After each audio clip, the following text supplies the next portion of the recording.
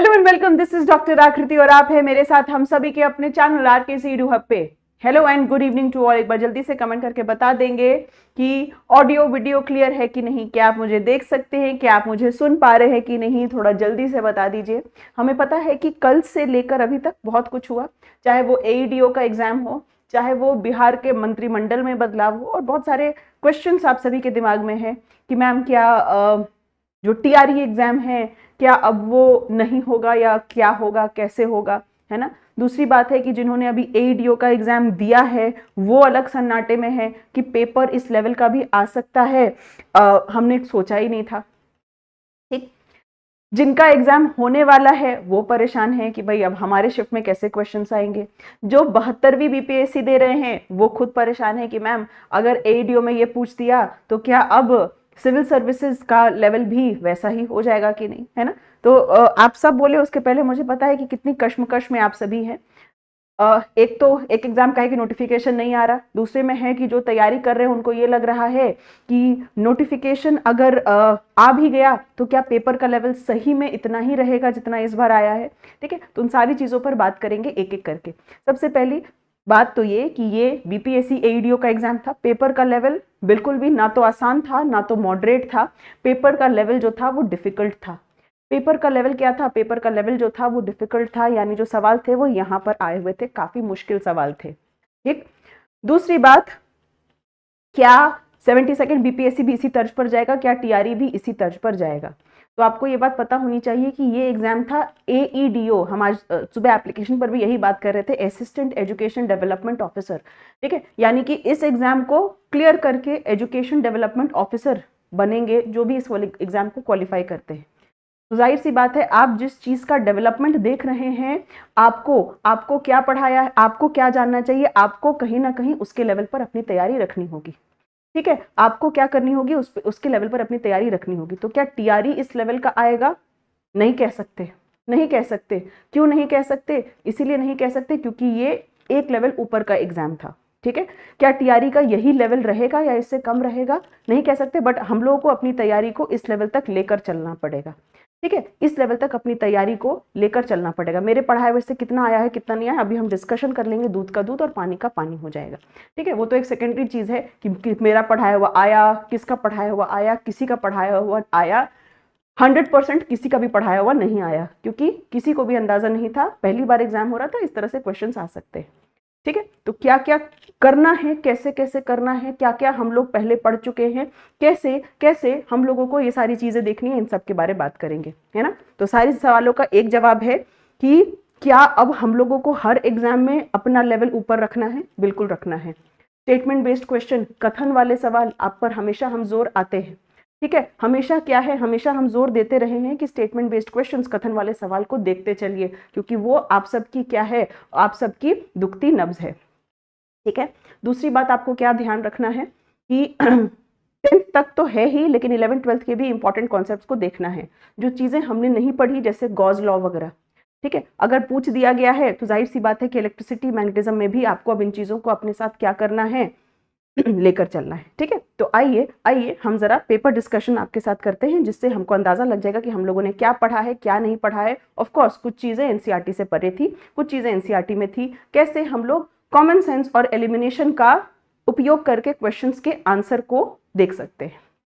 ठीक है, यस, शुरू कर सकते हैं। आइए, पहला सवाल आपके सामने ये है, स्टेटमेंट बेस्ड क्वेश्चन, हमने टाइप करा लिया, ऑर्डर इधर हो सकता है। टोटल 31 क्वेश्चंस थे।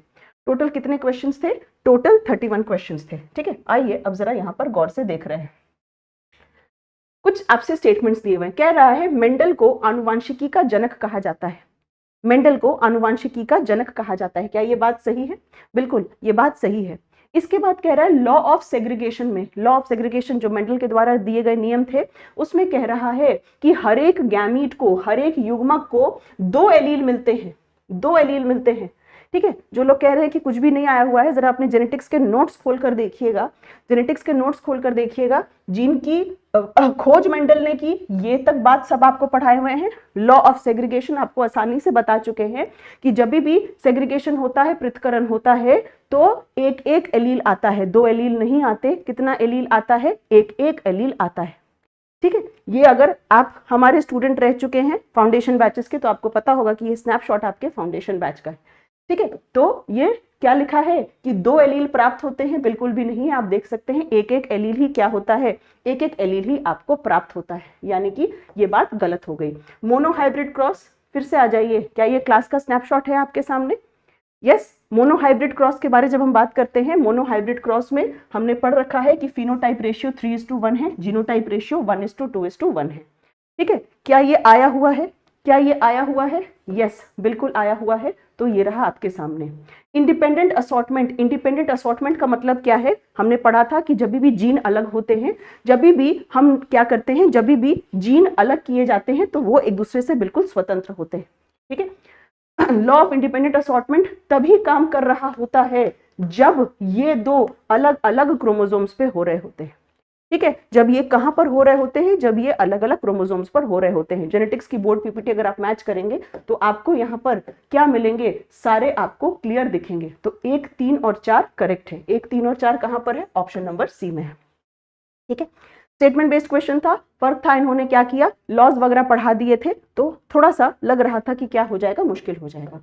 ठीक है, चलिए नेक्स्ट क्वेश्चन पर चल रहे हैं। जेनेटिक्स के फादर कौन थे? तो अभी हमने देख लिया, उसी क्वेश्चन को रिपीट मार दिया इन्होंने।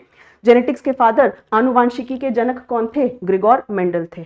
ठीक है, ग्रेगोर मेंडल थे, हो गया खत्म। ठीक है, तीसरे सवाल पर चल रहे हैं। तीसरा सवाल क्या कह रहा है आपसे? एक कण है जिसकी जो क्या है, स्थिर पे पाया जाता है। एक कण को संदर्भ फ्रेम में देखा गया है S1 में और वो स्थिर पाया गया है।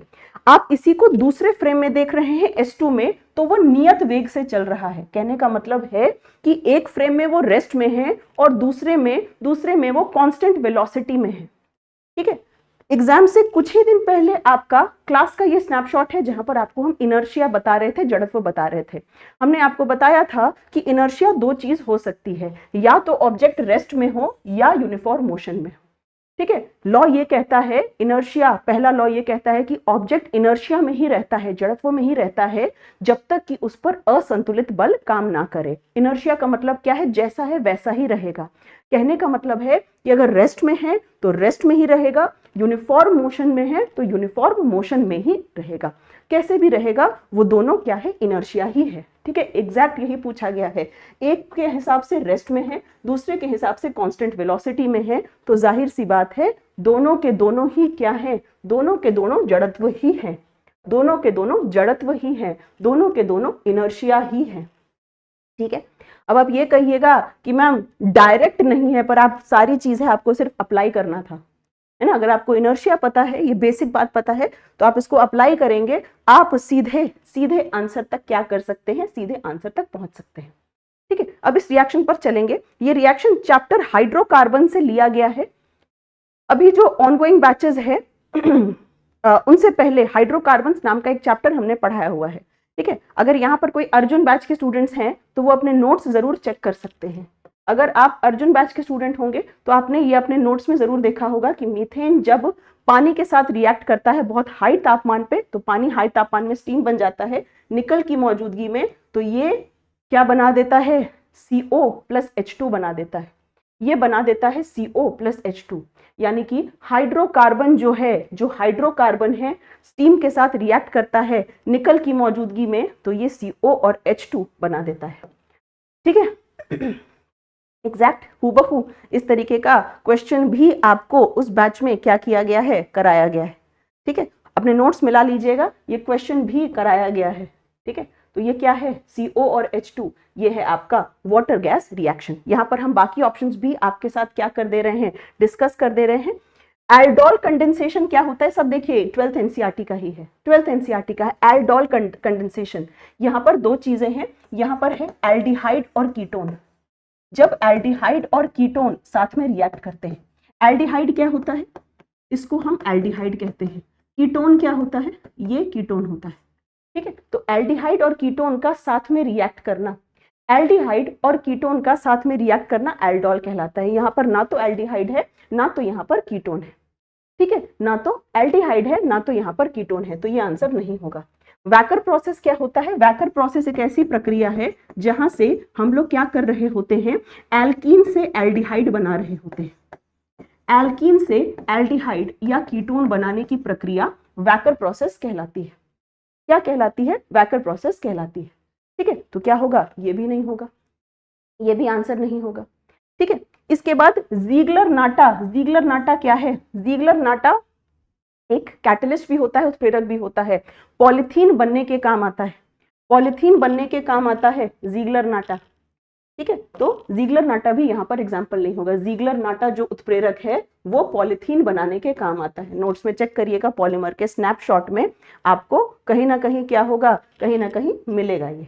ठीक, हम ये नहीं कह रहे इन सबसे कि पेपर आसान था, पेपर बिल्कुल भी आसान नहीं था, पेपर बिल्कुल भी आसान नहीं था, पेपर आपका डिफिकल्ट था, लेकिन कैसे आगे में कैसी रणनीति रखनी चाहिए, क्या चीज देखनी है, वो हम लोगों को क्या लग सकता है, अंदाजा लग सकता है। ठीक है, पांचवें सवाल पे चलते हैं। पांचवा सवाल बिल्कुल ही नया था, नहीं हम लोग कराते हैं ऐसे क्वेश्चंस को। ठीक है, ये क्वेश्चन नहीं कराए जाते हैं। Incomplete morphosis. इनकम्प्लीट मॉर्फोसिस का मतलब क्या है? मॉर्फोसिस का मतलब क्या है? मॉर्फोसिस का मतलब है कि कैसे कैसे एक बच्चा बड़े में तब्दील होता है। ठीक है, कैसे एक बच्चा बड़े में तब्दील होता है, जैसे टैडपोल का फ्रॉग में बदल जाना। हम लोग ये सब पढ़ते हैं कि इसके लिए आयोडीन वगैरह की आवश्यकता है। इनकम्प्लीट मेटामॉर्फोसिस का मतलब है कि जहां पे लार्वा और प्यूपा स्टेज नहीं होगा। इनकम्प्लीट का मतलब क्या है? इनकम्प्लीट का मतलब है कि जहां पे लार्वा और प्यूपा स्टेज नहीं होगा। तो करना क्या है, जो भी आपको नए सवाल दिखते हैं, जो भी आपको नए सवाल दिख रहे हैं, उन सबको हम लोग नोट करते चलेंगे। ठीक है, तो मेटामॉर्फोसिस में, रूपांतरण में, काया पलट में एक ये चीज आ गई। क्या ध्यान रखना है? इनकम्प्लीट यानी अधूरा में कभी भी लार्वा या प्यूपा नहीं होगा। तो जिस ऑप्शन में भी लार्वा लिखा है या प्यूपा लिखा है वो आंसर में नहीं होगा।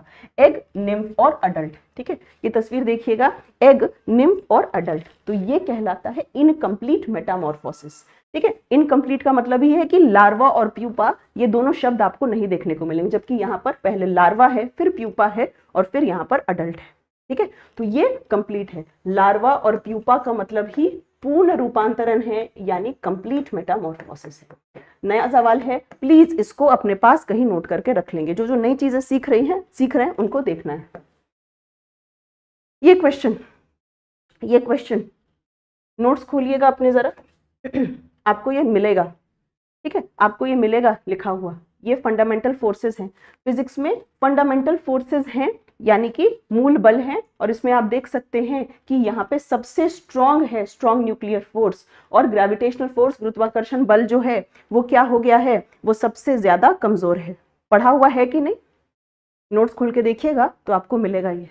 ठीक है, क्लास का स्नैपशॉट है, क्लास का स्नैपशॉट है। तो सबसे प्रबल कौन सा है? सबसे दुर्बल आपका ग्रेविटेशनल फोर्स होता है, सबसे दुर्बल आपका गुरुत्वाकर्षण बल होता है, और सबसे प्रबल जो होता है वो न्यूक्लियर फोर्स होता है। यहाँ पर 3 का ही जिक्र है, तो हम लोग उन्हीं 3 को क्या करेंगे, उन्हीं 3 को कंपेयर करके देखेंगे, उन्हीं 3 को क्या करेंगे, कंपेयर करके देखेंगे। ठीक है, आज तो आपने पढ़ा होगा, बाकी उन्हें पहले भी पढ़ रखा है। फ्लूइड मोज़ियाक मॉडल किसने दिया था? द्रव मोज़ियाक मॉडल किसने दिया था? फ्लूइड मोज़ियाक मॉडल किसने दिया था? फ्लूइड मोज़ियाक मॉडल जो है ये सेल मेम्ब्रेन का है। फ्लूइड मोज़ियाक मॉडल कोशिका झिल्ली का है। किसने दिया है? सिंगर एंड निकोलसन ने दिया है। और पूरा फ्लूइड मोज़ियाक मॉडल हम लोगों ने क्या किया हुआ है, पढ़ा हुआ है। ठीक है, आसान क्वेश्चन, मुश्किल नहीं था। आगे चल सकते हैं। ये क्वेश्चन कैलकुलेशन वाला, ये क्वेश्चन क्या था आपका? कैलकुलेशन वाला क्वेश्चन था। क्या कह रहा है? कह रहा है सीधी सड़क पर आप चल रहे हैं, x डिस्प्लेसमेंट हो रहा है v1 वेग पे और x डिस्प्लेसमेंट हो रहा है v2 वेग में। आपसे एवरेज वेलोसिटी पूछ रही है। एवरेज वेलोसिटी का मतलब क्या है? एवरेज वेलोसिटी का मतलब क्या है? कुल विस्थापन यानी टोटल डिस्प्लेसमेंट बटे टोटल टाइम। टोटल डिस्प्लेसमेंट बटे टोटल टाइम। टोटल डिस्प्लेसमेंट कितना होगा? पहले x है और बाद में x है, तो टोटल डिस्प्लेसमेंट क्या हो जाएगा? टोटल डिस्प्लेसमेंट आपका 2x होगा। टाइम किसके बराबर होगा? v is equal to v1 is equal to x बटे t1। ठीक है, तो क्या हम लिख सकते हैं कि t1 बराबर है x बटे v1? क्या हम लिख सकते हैं कि t1 बराबर है x बटे v1 और t2 बराबर है x बटे v2? लिख सकते हैं। तो x बटे v1 प्लस x बटे v2। इसको जब आप सॉल्व करिएगा, इसको अगर आप सॉल्व करिएगा तो आप क्या करिएगा, सॉल्व करने पर आपको ये आंसर आएगा, आपको ये आंसर आएगा। एक्स एक्स आपस में कट जाएंगे, एक्स एक्स आपस में कट जाएंगे। ठीक है, चलिए। समरेश, जो नहीं पढ़ते उनको यही लगता है कि किसी का पढ़ाया हुआ नहीं लड़ा, है ना। जो पढ़ेंगे ही नहीं उनको तो किसी का पढ़ाया हुआ लड़ेगा ही नहीं, तो कोई दिक्कत नहीं है। आइए, ऐसे भी हम यहाँ पर सर्टिफिकेट देने आए नहीं हैं कि आपका लड़ा, मेरा लड़ा या किसका लड़ा।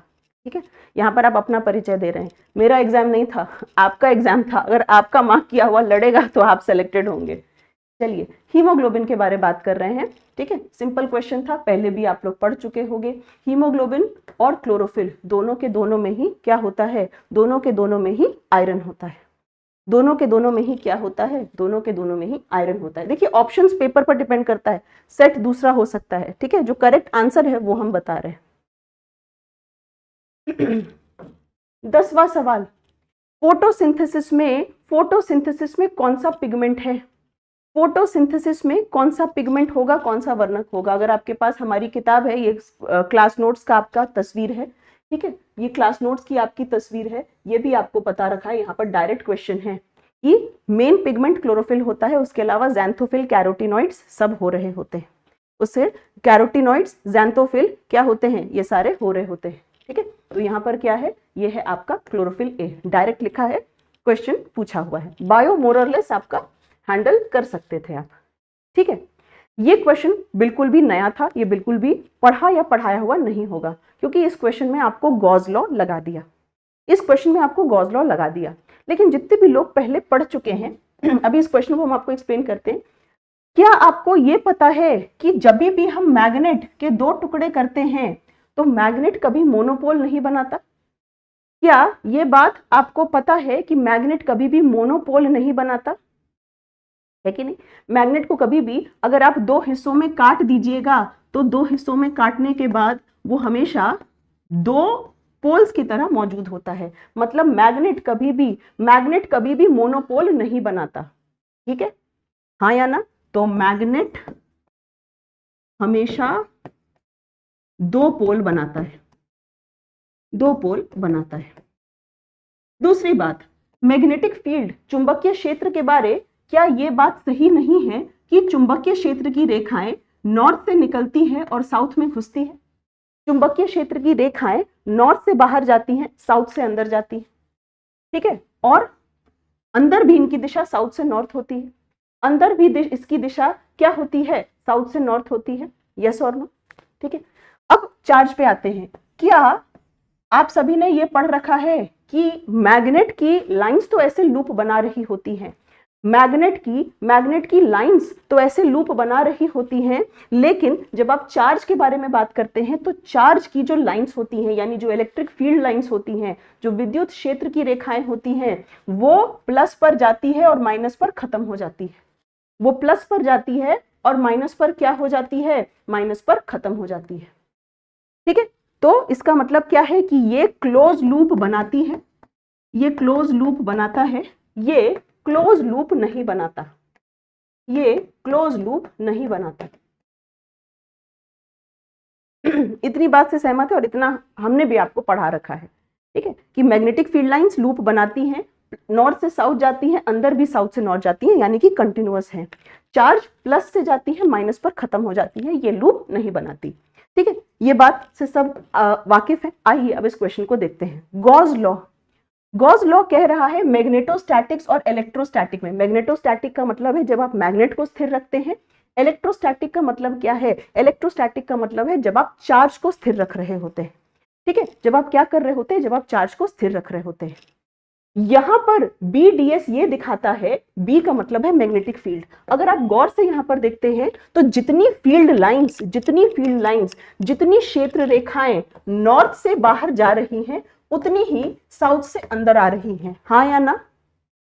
मैग्नेटिक फील्ड लाइंस, अभी आप सबकी बात छोड़ दीजिए, आप कॉन्सेप्ट को समझिए। जितनी भी फील्ड लाइंस है, जितनी भी क्षेत्र रेखाएं हैं, वो नॉर्थ से बाहर अगर जाती है तो साउथ से अंदर आ जाती है ना? नॉर्थ से बाहर जा रही है, साउथ से अंदर जा रही है। इसका मतलब नेट लाइंस कितनी हो गई, नेट लाइंस कैंसिल हो गई, जितनी नॉर्थ से बाहर निकल रही है उतनी ही साउथ से अंदर आ रही है, तो कुल मिला के ये चीज शून्य हो गई, यही यहाँ पे लिखा है।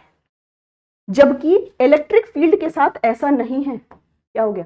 इलेक्ट्रिक फील्ड के साथ ऐसा नहीं है, इलेक्ट्रिक फील्ड के साथ ऐसा नहीं है। इलेक्ट्रिक फील्ड में क्या होता है, प्लस से माइनस पर जाकर खत्म हो जाती है, प्लस से माइनस पर जाके क्या हो जाती है, खत्म हो जाती है। ठीक है, क्लियर है ये बात? तो ये हमने क्या देखा, ये ही स्टेटमेंट का मतलब है। ये नया क्वेश्चन है आपके लिए, प्लीज इसको नोट करेंगे। हम लोग ये बात तो पढ़ चुके हैं, है ना, कि कौन क्लोज लूप बनाती है, कौन क्लोज लूप नहीं बनाती, लेकिन पेपर में हमने जो पढ़ा है उससे एक लेवल ऊपर पूछ लिया, ये आपसे गॉस लॉ के बारे में पूछ लिया। ठीक है, और आपको हम ये आई होप ये स्टेटमेंट आपको समझा पाए कि मैग्नेट में जितनी नॉर्थ से निकल रही है साउथ में घुस रही है, चूंकि कट जा रही है इसलिए ये पूरी चीज जीरो हो गई, और इलेक्ट्रिसिटी में प्लस से जा रहा है माइनस पर खत्म हो जा रहा है, क्लोज लूप नहीं बना रहा, इसीलिए वो नेट पूरी चीज जीरो नहीं हुई।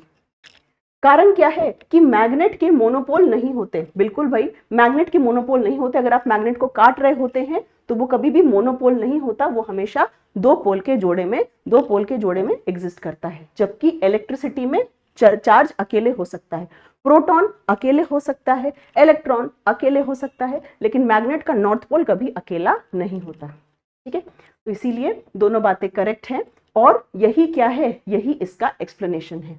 ठीक है, यही इसका क्या है, यही इसका एक्सप्लेनेशन है। दोनों बातें सही है और यही इसका क्या है, एक्सप्लेनेशन है। कट ऑफ अभी बता ही नहीं सकते। क्यों नहीं बता सकते? क्योंकि अभी सारे शिफ्ट्स हुए नहीं है। एक शिफ्ट में आप कट ऑफ कैसे रिवील कर देंगे? ग्लाइकोलाइसिस, क्या ये डायरेक्ट पढ़ाया हुआ नहीं था कि ग्लाइकोलाइसिस यानी ग्लूकोज का टूटना सेल के साइटोप्लाज्म में होता है? ग्लाइकोलाइसिस सेल के साइटोप्लाज्म में होता है, डायरेक्ट था। चलें आगे अगले सवाल पर। टेम्पररी पैरासाइट्स क्या होते हैं? टेम्पररी पैरासाइट्स क्या होते हैं? ठीक है, ये भी एक तरीके का नया सवाल है। टेम्पररी पैरासाइट मतलब हमेशा पैरासाइट नहीं, टेम्पररी। टेम्पररी का मतलब है किसी खास मकसद से आएंगे, किसी खास मकसद से आएंगे। ठीक है, और वो मकसद क्या होता है, वो मकसद क्या होता है, वो मकसद होता है सिर्फ और सिर्फ भोजन के लिए। ठीक है, जैसे आपको पता है कि हम लोगों को जो मच्छर काट रही होती है वो फीमेल मस्कीटो होती है। ठीक है, वो क्यों काट रही होती है? क्योंकि उसको हमारा खून चाहिए होता है अपने अंडों को न्यूट्रिशन देने के लिए, पोषण देने के लिए। ठीक है, तो ये क्या है, जो सिर्फ खाने के लिए किसी पर क्या है, खाने के लिए किसी पर परजीवी है। जो बाहरी सरफेस पे रहती हैं उनको हम क्या कहते हैं, एक्टोपैरासाइट। जैसे जू है वो क्या होता है, वो बाहरी सरफेस पे रहता है, तो वो क्या हो गया, वो हो गया आपका एक्टोपैरासाइट। प्रेशर फ्लो हाइपोथेसिस, ठीक है, फिर भी आपको ये मिलेगा 11th क्लास की एनसीईआरटी में। अब अगर आप क्वेश्चन देखिएगा, सिर्फ क्वेश्चन देखिएगा प्रेशर फ्लो हाइपोथेसिस फ्लोएम, तो देख के लगेगा कि थोड़ा सा शायद मुश्किल है। हम आपको सिंपल चीज समझाते हैं, इसका मतलब क्या है भाई। फ्लोएम क्या भोजन का परिवहन करता है? बताइएगा कि क्या फ्लोएम भोजन का परिवहन करता है? क्या फ्लोएम भोजन का परिवहन करता है? बिल्कुल। ठीक है, ये रहा पत्ता, पत्ते में सुक्रोज बनता है और ये ऊपर भी जा सकता है, नीचे भी जा सकता है। हमने आपको पहले भी बताया है कि फ्लोएम जो है वो बाई डायरेक्शनल है, यानी कि दोनों दिशा में जा सकता है। ठीक है, यहां पर लिखा है कि ये सिर्फ गुरुत्वाकर्षण पर निर्भर है। जरा सोच के देखिए, अगर कोई एक चीज सिर्फ और सिर्फ ग्रेविटेशन यानी गुरुत्वाकर्षण पर निर्भर करेगी तो क्या ये ऊपर जाएगी? क्या ये ऊपर जाएगी? बिल्कुल भी नहीं। हम अगर ये केवल गुरुत्वाकर्षण पर निर्भर करेगी तो ये सिर्फ नीचे जाएगी, ये सिर्फ क्या होगी, नीचे जाएगी। कह रहा है शुगर जाते हैं सिंक से सोर्स में। सोर्स का मतलब क्या है बेटा? सोर्स का मतलब है जो ग्लूकोज बना रहा है। सोर्स का मतलब क्या है? जो ग्लूकोज बना रहा है। सोर्स यहाँ पर पत्ता होता है, पत्ते में ग्लूकोज बनता है। सिंक का मतलब क्या हुआ? पौधे के बाकी भाग, पौधे के बाद बाकी भाग। आपको नहीं लगता कि शर्करा का दिशा पत्ता से बाकियों की ओर होता है? शर्करा का दिशा जो है वो पत्ता से बाकियों की ओर होता है। ये लिख रहा है कि पत्ते तक जाएगा, जी नहीं, गलत हो गया। ठीक है, कह रहा है जाइलम। क्वेश्चन में फ्लोएम पूछा है और फिर यहाँ पर जाइलम बोल दिया है कि जल का माध्यम। जब आपसे फ्लोएम पूछ रहा है तो हम यहाँ पर जल और जाइलम के बारे में बात क्यों करेंगे? ठीक है, तो क्या जवाब हो जाएगा हमारा? जाहिर सी बात है, जवाब हमारा हो जाएगा ऑप्शन नंबर डी। सोर्स का मतलब क्या है? सोर्स का मतलब है जहां ग्लूकोज बन रहा है, जहां ग्लूकोज बन रहा है। और सिंक का मतलब है जहां ग्लूकोज को पहुंचना है। पहले भी आपको समझा चुके हैं कि पत्ते में ग्लूकोज बनता है, स्टार्च के रूप में स्टोर होता है और परिवहन होता है सुक्रोज के रूप में। जो ट्रांसपोर्ट होता है वो किसके रूप में होता है? सुक्रोज के रूप में होता है। हर दिशा में होता है, ठीक है, हर दिशा में हो रहा होता है। नया क्वेश्चन, फिर से नया क्वेश्चन, बिल्कुल नहीं बताया हुआ, एकदम नया क्वेश्चन, ठीक है। बेराइट यानी बेरियम सल्फेट, विथेराइट यानी कि बेरियम कार्बोनेट, और चैप्टर में लिख लीजिएगा, नहीं है एनसीईआरटी में। बिल्कुल नया सवाल, ब्रांड न्यू क्वेश्चन, लिख लेना, काम करेगा। एकदम नया सवाल, नहीं पढ़ाया हुआ, नहीं बताया हुआ, किताब से बाहर आया है, ठीक है। किताब से क्या आया है? किताब से बाहर आया है। अब कहिएगा मैम ये क्वेश्चन, कोबालामीन कहते हैं B12 को, कोबाल्ट रिंग होती है। कॉरिन रिंग पता नहीं क्या है, ठीक है, कॉरिन रिंग पता नहीं क्या है। अब आप बताइए कि एज अ स्टूडेंट जब आप देंगे तो आपको पता है कि पहले दो सही हैं, ठीक है, ए और बी करेक्ट है। लिख रहा है कि सिर्फ ए सत्य है, नहीं भाई, ए और सी सत्य है, पता नहीं, बी और सी सत्य है, पता नहीं भाई। हमको इतना पता है कि ए और बी सही है, हमको इतना पता है कि ए और बी सही है। ए और बी वाला कौन सा ऑप्शन दिख रहा है? ए और बी वाला कौन सा ऑप्शन दिख रहा है? तो कहिएगा मैम हमको दिख रहा है ये वाला ऑप्शन, हमको दिख रहा है ये वाला ऑप्शन, ठीक है। तो कई बार चीजें आप देखकर डर जाते हैं, लेकिन जब आप उसको गौर से देखते हैं तो आपको क्या पता चलता है? आपको ये पता चलता है कि अच्छा ये तो इजी चीज है।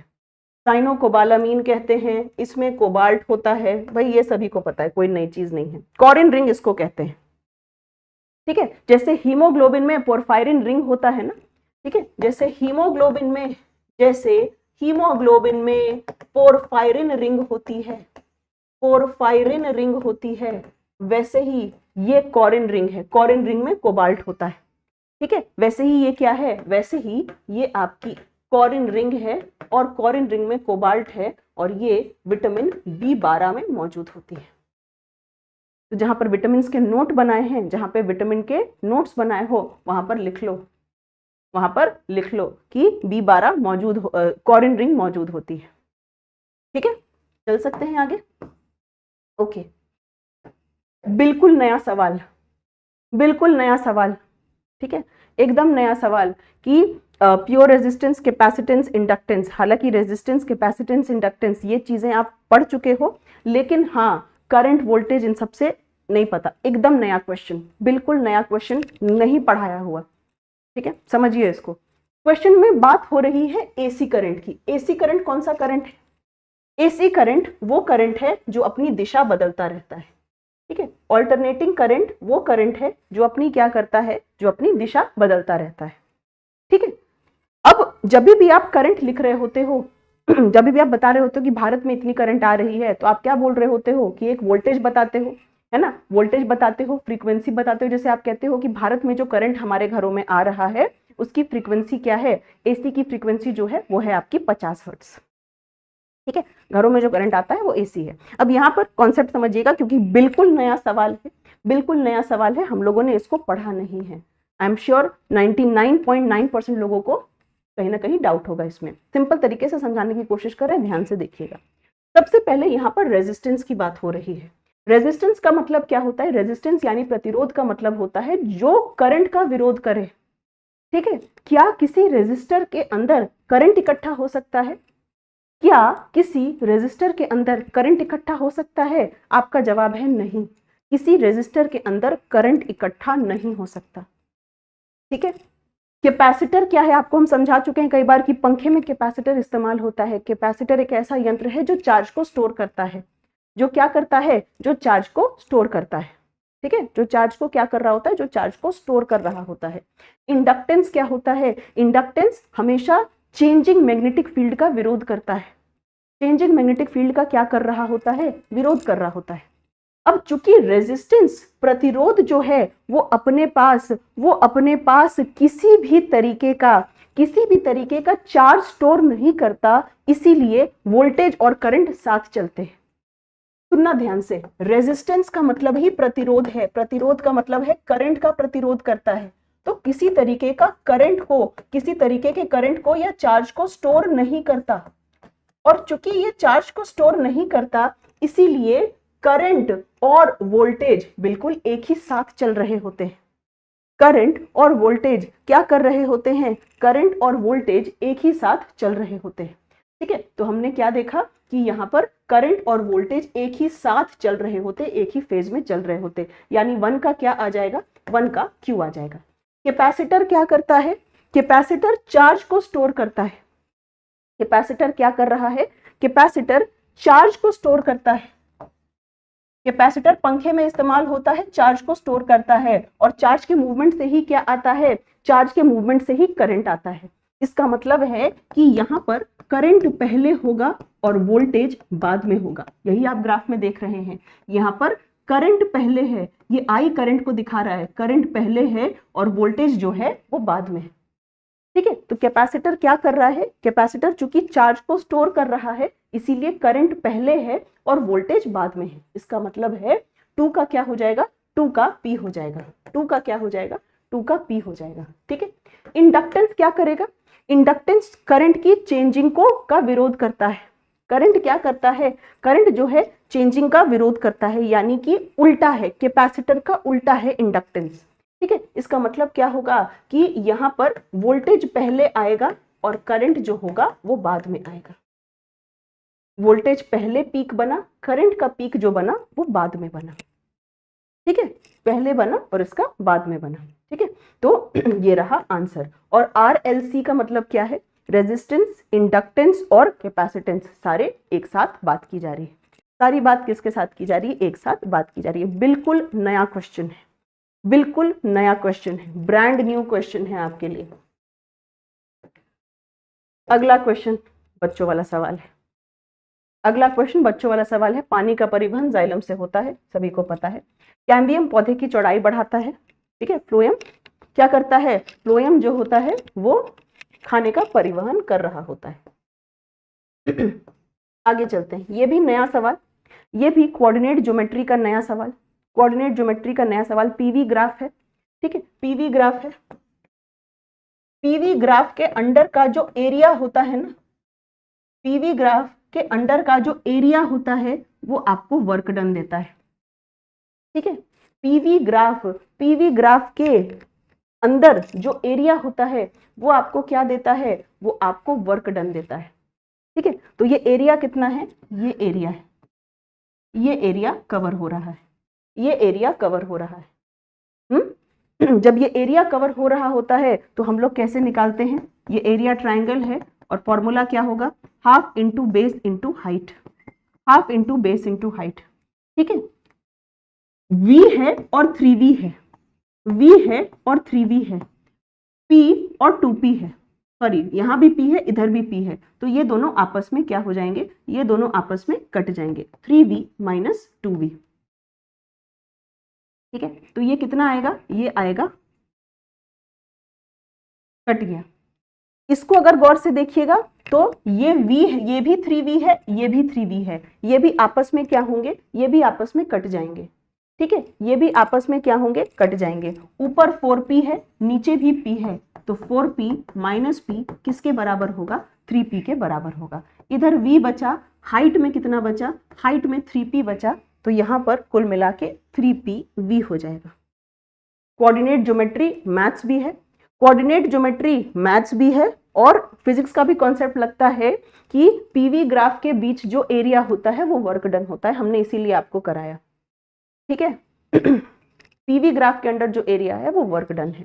ठीक है, इसीलिए दोनों तरीके से ये क्वेश्चन करा दिए, कोऑर्डिनेट ज्योमेट्री में भी आ गया और बेसिक ये फिजिक्स का कॉन्सेप्ट है कि area under PV graph gives the work done. ठीक है, नेक्स्ट, ये तो आसान है, कर लोगे ये वाला, ये आसान है, हमको लगता है आप कर लीजिएगा। ब्लैक रेवोल्यूशन किससे संबंधित है? पेट्रोलियम से संबंधित है, तो ए का 3 होगा। ब्लू किससे संबंधित है? मछली से संबंधित है। ठीक है, तो इसका क्या हो जाएगा? 4 होगा। व्हाइट किससे संबंधित है? मिल्क से संबंधित है, और ग्रीन जो है वो खाने से संबंधित है। 3 4 1 2, 3 4 1 2। ठीक है, नेक्स्ट चलते हैं 21वें सवाल पे।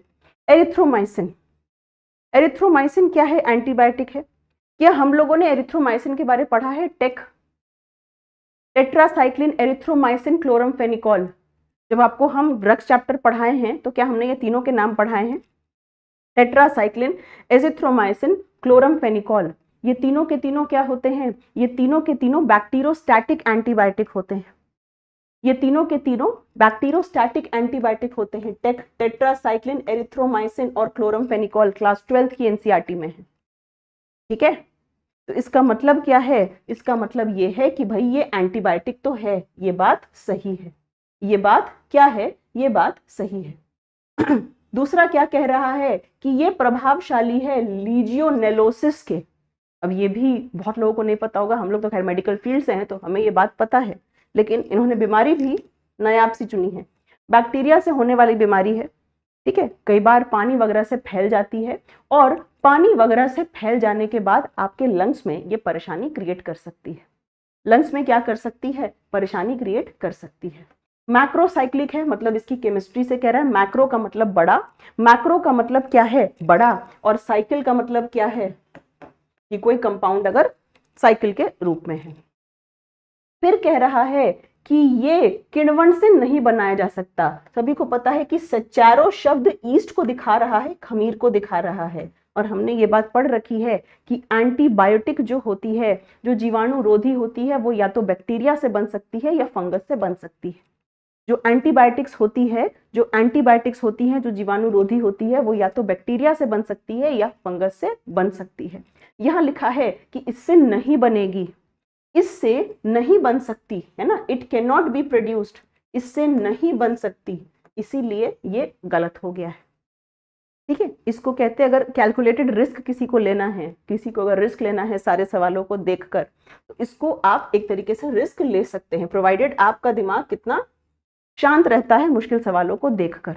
मुश्किल सवालों को देखकर दिमाग कितना शांत रहता है उस पर निर्भर करता है।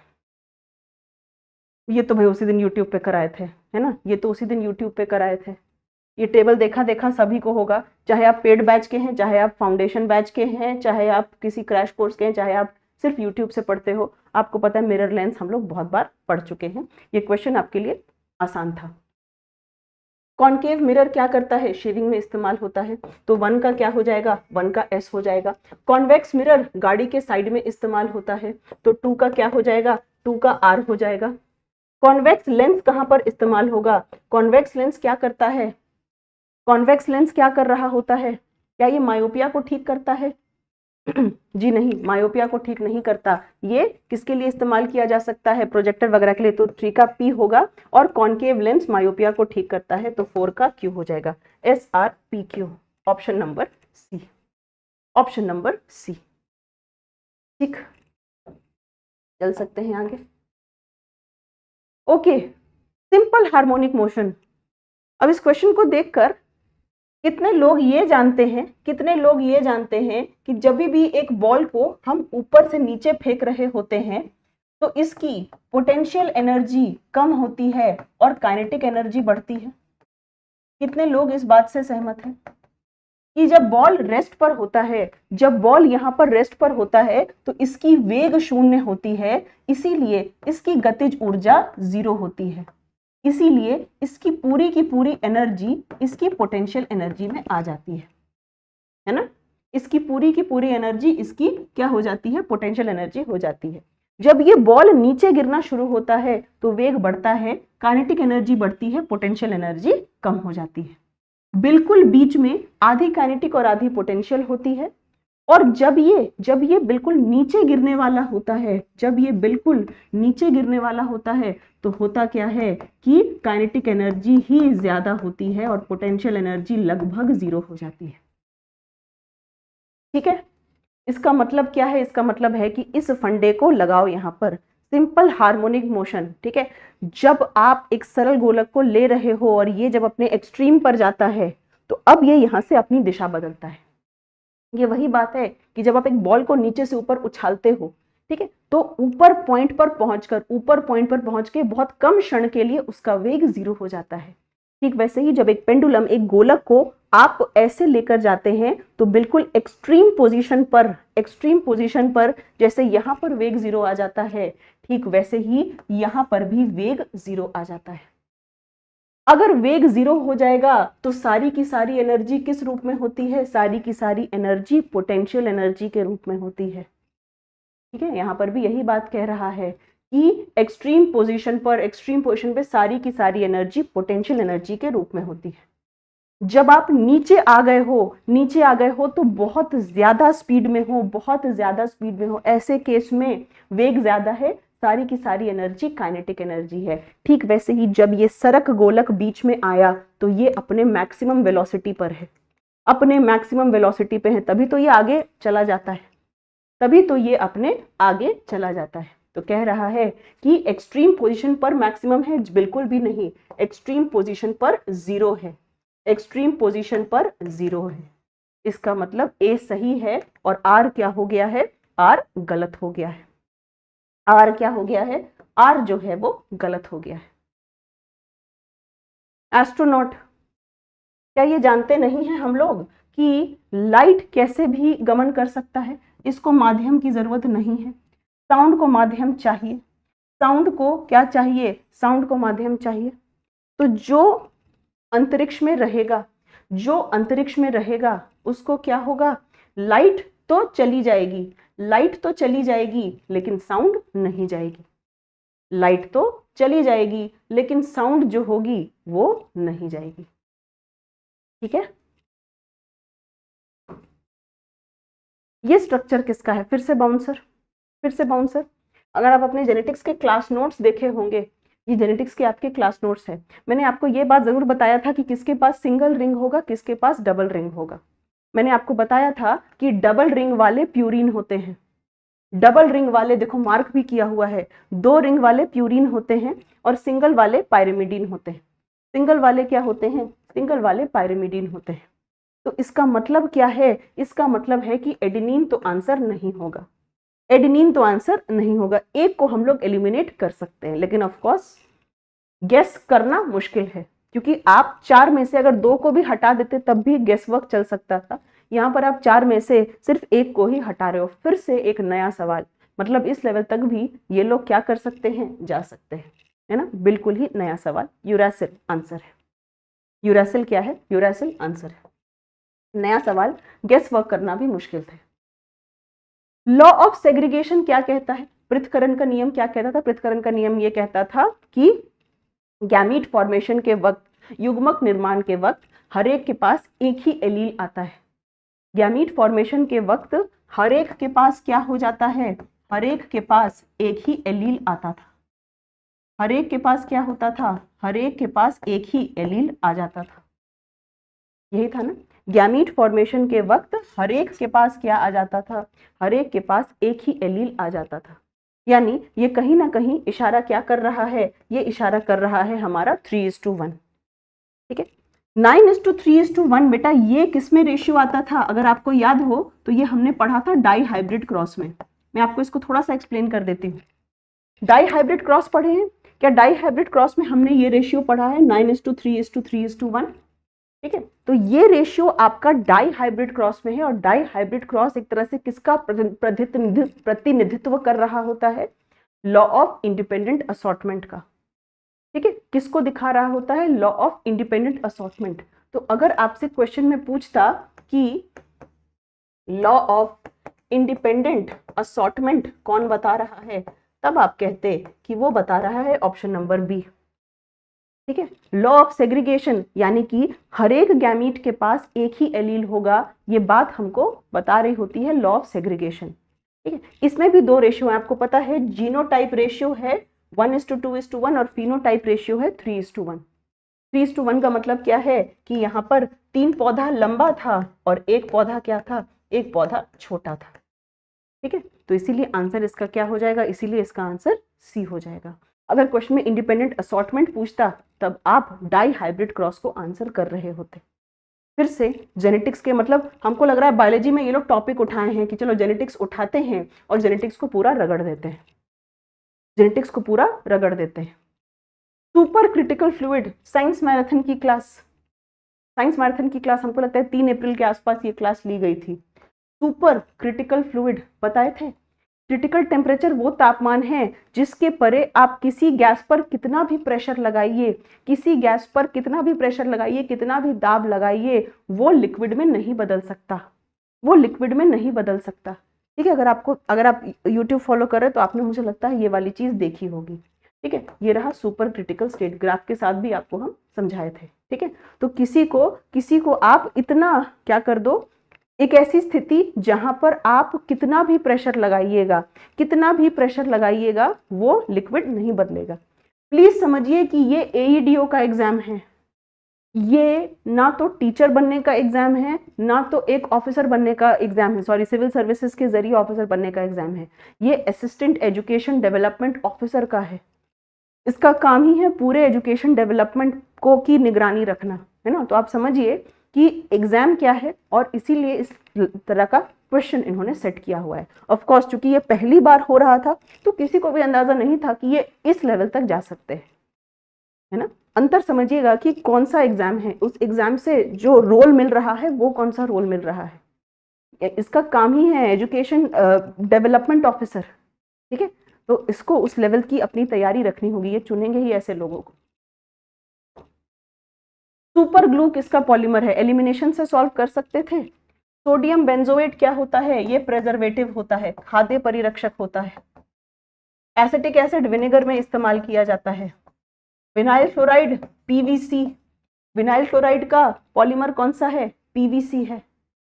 ठीक है, तो सुपर ग्लू क्या हो जाएगा, सुपर ग्लू हो जाएगा आपका साइनोएक्रिलेट। सुपर ग्लू क्या हो जाएगा आपका, सुपर ग्लू हो जाएगा आपका साइनोएक्रिलेट।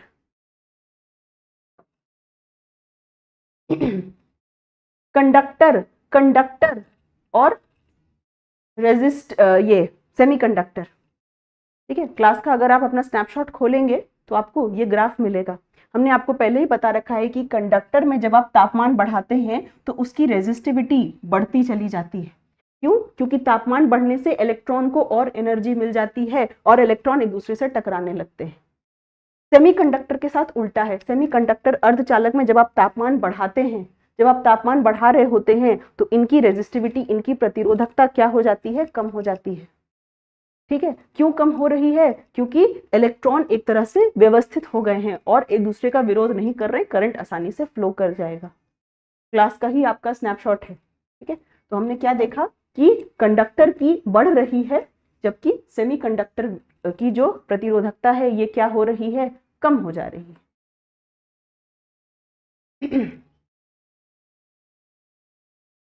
ट्रांसपिरेशन, ट्रांसपिरेशन, सक्शन पुल ट्रांसपिरेशन पढ़ा है हमने।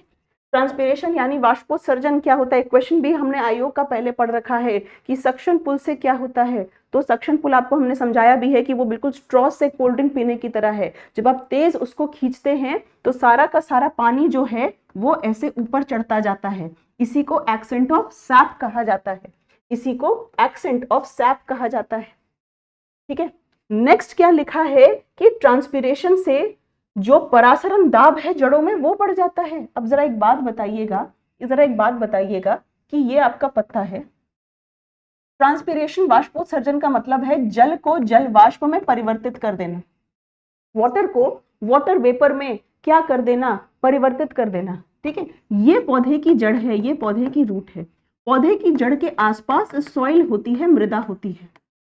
ऑस्मोसिस का मतलब क्या है, ऑस्मोसिस का मतलब है कि जब भी पानी अपने ज्यादा से कम क्षेत्र में चला जाए अपने आप, तो जड़ में पानी का जाना या ना जाना आपको नहीं लगता कि यह सॉइल पर निर्भर करता है, यह मृदा पर निर्भर करता है। किसी जड़ में पानी का घुसना या ना घुसना ये सॉइल पर निर्भर करता है, मृदा पर निर्भर करता है कि सॉइल के पास कितना पानी है या कितना नहीं है। ठीक है, इसका ट्रांसपिरेशन से क्या लेना देना। क्या क्वेश्चन में लिखा है, क्वेश्चन में लिखा है कि ट्रांसपिरेशन से जड़ों में परासरण दाब बढ़ता है। जड़ का जो परासरण है, जड़ जो पानी एब्जॉर्ब कर रहा होता है वो रूट से, जो सॉइल से कर रहा होता है। तो सॉइल में, मृदा में जितना पानी है उस पर निर्भर करेगा, मृदा में जितना पानी है ये क्या करेगा, उस पर निर्भर करेगा। इसीलिए मेरे हिसाब से तो ए सही है और आर गलत है। ठीक है, एक और सवाल देखिएगा, एक और सवाल देखिएगा।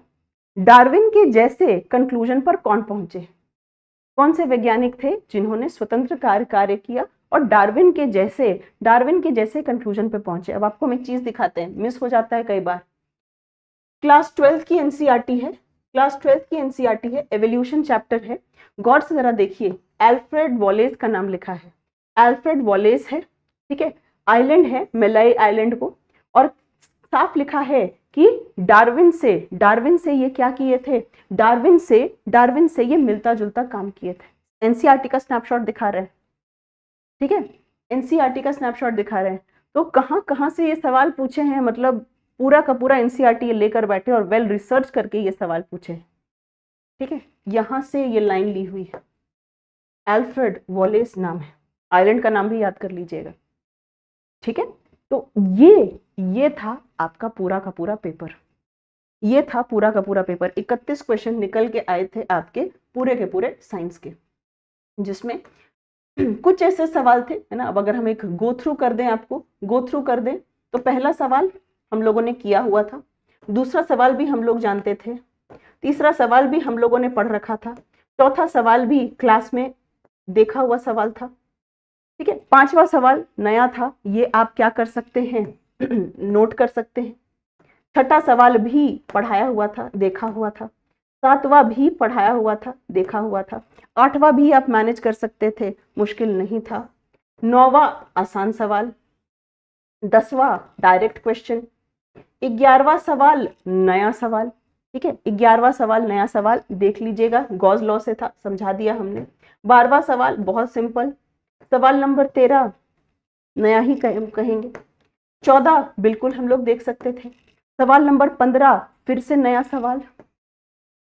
सवाल नंबर 16 बहुत आराम से गेसवर्क करके आप इसको देख सकते थे। 17 सवाल बिल्कुल नया, 18 बिल्कुल नॉर्मल क्वेश्चन, 19वां सवाल नया सवाल, 20 वाला बहुत सिंपल, 21 वाला गेसवर्क चल सकता था, 22 किया हुआ था, 23 कर सकते हैं, 24 बहुत इजी, 25 नया, 26 भी कर सकते हैं, 27 भी मोर और लेस मैनेजेबल, 28 भी मैनेज कर सकते हैं एलिमिनेशन से, 29 तो किया हुआ, 30 कर सकते थे, 31 नया सवाल, ठीक है। तो कुल मिलाकर ये आपका था पूरी पीडीएफ आपको हम टेलीग्राम पर दे देंगे, आप इसको अच्छे से अपनी इसमें तसल्ली कर सकते हैं, ठीक। तो पेपर बहुत डिफिकल्ट था, पेपर काफी डिफिकल्ट था, कैसे भी पेपर आपका आसान नहीं था, पेपर का लेवल काफी अच्छा था। अब कल तो नहीं है, है ना, कल तो एग्जाम नहीं है, हाँ कल 16, अब 17-18 एग्जाम है और फिर 20-21 एग्जाम है, ठीक है। तो कोशिश कर रहे हैं हम लोग कि एक और 2-3 सेशंस ले लिए जाएं या 1-2 सेशंस ले लिए जाएं, जिसमें कि और क्या क्या संभावित सवाल बन सके, क्योंकि इनका अभी तक जो पहला पेपर देखकर लगा है कि इनका पूरा का पूरा झुकाव जो है वो किसके प्रति है, पूरा का पूरा झुकाव है 11th-12th के प्रति। ये कहना गलत होगा कि आपने जिस लेवल पर तैयारी की थी उसमें कुछ भी नहीं था, ठीक है। क्या क्या था मैंने इसलिए आपको सारा कुछ प्रूफ के साथ बताया, जो हम लोग पढ़ चुके हैं, जो हम लोग नहीं पढ़ चुके हैं, वो सारा कुछ प्रूफ के साथ है, ठीक है। क्योंकि देखिए यूट्यूब की दुनिया, इसमें पागल किसी को बनाने का मतलब नहीं, उतने समझदार आप भी हैं, उतने समझदार सब लोग हैं, सबको पता होता है कि किसने क्या पढ़ाया क्या कराया, वो एक सेकेंडरी चीज है। 31 सवाल में मुझे लगता है कि 20 से 25 सवाल ऐसे थे, 20 से 25, मैं एक रेंज बता रही हूँ, 20 से 25 सवाल ऐसे थे कि अगर आपने अच्छे से साइंस पढ़ी है तो आप उसको मैनेज कर सकते थे, ठीक है, आप उसको मैनेज कर सकते थे, ठीक है। क्योंकि देखिए अगर सवाल आपके लिए मुश्किल है तो ट्रस्ट मी बाकियों के लिए मुश्किल होगा, सवाल अगर मुश्किल है तो कट ऑफ कम जाएगा, ठीक है। 20 से 25 सवाल टोटल 31 में, हमें लगता है 20 से 25 में आपको रेंज दे रही हूँ, 20 से 25 मैनेजेबल था, 20 to 25। कुछ तो डायरेक्ट थे जो हम लोग जानते हैं, हाँ जो कुछ नए सवाल हैं उनको हमको देखना है, आगे के एग्जाम्स में हम लोगों को केयरफुल रहना है, जस्ट इन केस अगर ये क्वेश्चन 72nd बीपीएससी में कॉपी पेस्ट हो गए या टीआरई में कॉपी पेस्ट हो गए या आने वाले किसी भी एग्जाम में कॉपी पेस्ट हो गए, तो हम लोगों को उसके लिए क्या रखना है, हम लोगों को उसके लिए तैयार रहना पड़ेगा, ठीक है। फिर से कहेंगे कि एएसओ से मुश्किल लेवल था ये, एएसओ से मुश्किल लेवल था, एएसओ का भी डिस्कशन हमने आपको यूट्यूब पे कराया था, और एएसओ से भी ये मुश्किल था। एएसओ में फिर भी चीजें मैनेजेबल थी, एएसओ से भी आपका ये वाला जो पेपर था ये क्या था, ये मुश्किल था, ठीक है। लेकिन फिर समझेंगे कि इस एग्जाम में आप किस रोल में जा रहे हैं, आप एजुकेशन डेवलपमेंट ऑफिसर बन रहे हैं, ठीक है। तो इस वजह से पेपर मुश्किल था, हालांकि किसी ने प्रिडिक्ट नहीं किया था, किसी ने प्रिडिक्ट नहीं किया था कि ये लेवल वो देंगे, ठीक है। बट लेट अस सी अब आगे क्या शिफ्ट्स कैसा जा रहा है, किस प्रकार से जा रहा है। आधे तो आपको पता है, आधे से ज़्यादा लोग जितने फॉर्म भरे थे उसमें से बहुत सारे लोगों ने पहले शिफ्ट के बाद ही निकल लिए थे, और दूसरे दिन भी आप बहुत कम लोग ही जा पा रहे हैं एग्जाम देने के लिए, ठीक है। तो ऐसा मत करिएगा कि कॉम पेपर टफ है वो देखकर आप एग्जाम दे ही ना, बार बार यही कहेंगे कि प्लीज़ अपना एग्जाम अटेम्प्ट करिएगा, अनलेस अनटिल आपकी कोई बहुत ज़्यादा मजबूरी हो। एग्जाम अटेम्प्ट करिए, क्योंकि एग्जाम जब तक आप अटेम्प्ट नहीं करेंगे तब तक कोई चांस की बात होती ही नहीं है। जेनेटिक्स जरूरी नहीं है डियर की जेनेटिक्स इतना दे दिया तो अगले शिफ्ट में जेनेटिक्स ही पूछे ठीक है, जरूरी नहीं है कि जेनेटिक्स इतना दे दिया तो अगले शिफ्ट में जेनेटिक्स ही पूछे, ठीक है। चलिए ओके, मिलते हैं हम लोग अपने अगले सेशन में। इसकी जो पीडीएफ है आपको हमारे टेलीग्राम चैनल पर मिल जाएगी, आरकेसी ईरू हब के नाम से। चलिए, thank you, bye bye, take care.